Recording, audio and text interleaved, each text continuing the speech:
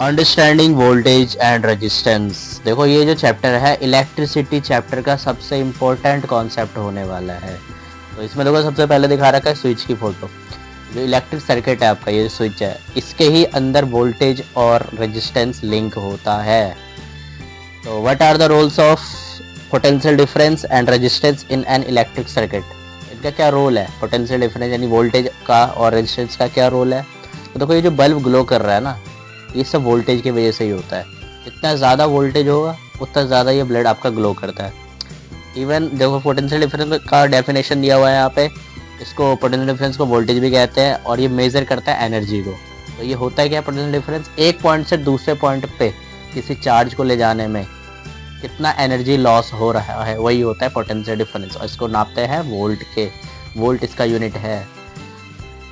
और voltage from a power source such as a cell is what pushes electron to move through a circuit. ठीक है, voltage ना होगा तो electron move ही नहीं करेगा, और इलेक्ट्रॉन मूव करता है ना तभी जाके हमारा कोई जो बल्ब होता है वो ग्लो करता है, या लैंप जो होता है वो ग्लो करता है, लाइट अप होता है उसके अंदर। समझ में आ रहा है आप लोग को। और वोल्टेज को नापने के लिए एक इंस्ट्रूमेंट है वोल्ट मीटर, इसी की वजह से हम वोल्टेज को नाप पाते हैं। और ये कैसे नापते हैं उसको भी जानेंगे हम। ठीक है, तो देखो ये वोल्ट मीटर है, ये इस वोल्ट मीटर का क्या पिक है। तो आपको समझ में आ गया वोल्ट मीटर क्या होता है। तो नापने का काम करता है, पोटेंशियल डिफरेंस यानी वोल्टेज को नापता है।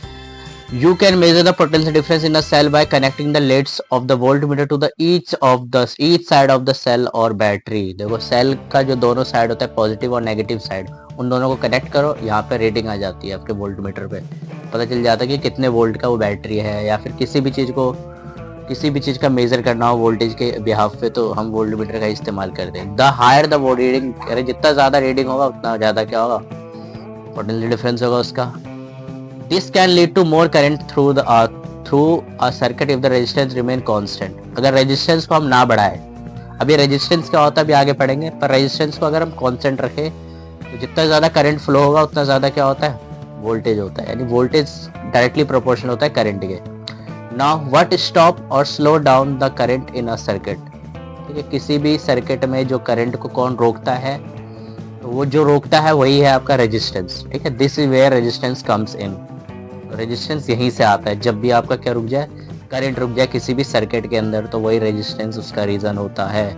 अभी रेजिस्टेंस होता क्या है, resistance is the opposition to the flow of electric current in a circuit. ठीक है, इलेक्ट्रिक करंट के डायरेक्शन को अपोज कर दे, रोक दे उसे, उसको ही क्या कहते हैं हम, रेजिस्टेंस कहते हैं। इसका मेजरमेंट है ओम्स, इसका यूनिट है, ऐसा यूनिट होता है ओम्स।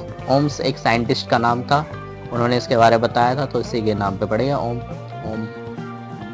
अब आते हैं हम करंट और रेजिस्टेंस के ग्राफ वाले पोर्शन पे। तो ग्राफ समझ गए होंगे कैसा बनना चाहिए ग्राफ, क्योंकि हमें पता है करंट बढ़ते ही रेजिस्टेंस कम हो जाता है, या रेजिस्टेंस बढ़ते ही करंट कम हो जाता है। तो इसका ग्राफ कैसा होना चाहिए, अगर 100 एम्पियर आपका करंट है तो 0 एम्पियर क्या होगा, रेजिस्टेंस होगा। तो ग्राफ में भी आ गया, देख सकते हो आप लोग, घट रहा है रेजिस्टेंस, रेजिस्टेंस घट रहा है तो करंट बढ़ रहा है, करंट बढ़ रहा है तो रेजिस्टेंस घट रहा है। यानी current flowing in a circuit decrease as the resistance increase. समझ आ गया आपको, आई होप समझ में आ रहा होगा आपको। तो आते हैं अगले टॉपिक पे। टॉपिक क्या बोल रहा है, adding more components such as lamps to a circuit increases the resistance. देखो लैंप जैसे बढ़ गया, लैंप बढ़ता है तो रेजिस्टेंस बढ़ जाता है, क्योंकि हर एक चीज़ों में क्या होता है, हर एक अप्लायंस में रेजिस्टेंस होता है, जिसके कारण देखो ग्लो अप कम हो गया इसका। पहले बल्ब इतना अच्छा ग्लो कर रहा था, जैसे रेजिस्टेंस बढ़ा यानी लैंप बढ़ा तो कम हो गया ग्लोनेस उसकी। Did you also know that all electric component have resistance. सारी चीज़ों में रेजिस्टेंस होता है, इवन वायर में भी होता है रेजिस्टेंस, भले कम हो रेजिस्टेंस लेकिन होता है। इससे भी क्या होता है, हीट एनर्जी निकलती है, एंड हीट एनर्जी फॉर्म होती है करंट की वजह से। ठीक है, किसमें, वायर के अंदर। अभी कैलकुलेशन करना हो तो रेजिस्टेंस का फॉर्मूला होता है पोटेंशियल डिफरेंस अपॉन में करंट। ठीक है, रेजिस्टेंस का फॉर्मूला होता है पोटेंशियल डिफरेंस अपॉन में करंट। ठीक है, करंट एम्पियर में होगा, पोटेंशियल डिफरेंस वोल्ट में होगा। एक क्वेश्चन आ गया, देखो क्वेश्चन में क्या लिखा है, suppose the current flowing in a circuit is 2 ampere और पोटेंशियल डिफरेंस दे रखा है 12 वोल्ट। तो इसका रेजिस्टेंस क्या होगा। वीडियो को पॉज करो और जल्दी सॉल्व करो। सॉल्व हो गया सॉल्व। तो इसका आंसर बहुत आसान है, बहुत इजी क्वेश्चन दिया था मैंने ये। ठीक है, तो ये लोग आंसर आ गया आपका। तो यूजिंग द फॉर्मूला, ये वाला फॉर्मूला लगाएंगे, रेजिस्टेंस का V अपॉन में आए, आंसर आ गया 6 ओम। ओम है ऐसा यूनिट होता है रेजिस्टेंस का। सिंबल ये है, ऑक्टोपस टाइप होता है, ठीक है, ये ऑक्टोपस जैसा दिख रहा है ना, ये ओम का सिंबल होता है। समझ आ रहा है? तो आते हैं लास्ट पोर्शन पे वीडियो के रिकैप पे। रिकैप में दे रखा है पोटेंशियल डिफरेंस, जिसको हम कहते हैं वोल्टेज भी। तो क्या होता है, amount of energy need to move a unit charge from one point to another in a circuit, इसको वोल्ट में नापा जाता है। और रेजिस्टेंस होता है जो अपोज करता है करंट को, इसको नापा जाता है ओम्स में। ओम्स में नापा जाता है रेजिस्टेंस को, वोल्ट में नापा जाता है पोटेंशियल डिफरेंस को।